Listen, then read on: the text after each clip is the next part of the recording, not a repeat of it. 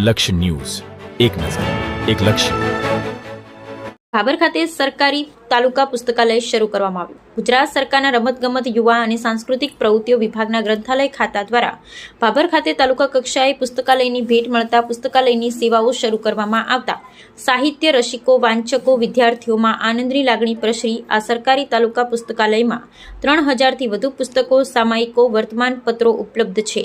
પુસ્તકાલયમાં વિવિધ વિષયોના પુસ્તકો તેમજ બાળકો માટેના પુસ્તકો, ધાર્મિક પુસ્તકો, સ્પર્ધાત્મક પરીક્ષાઓના પુસ્તકો પણ ઉપલબ્ધ છે.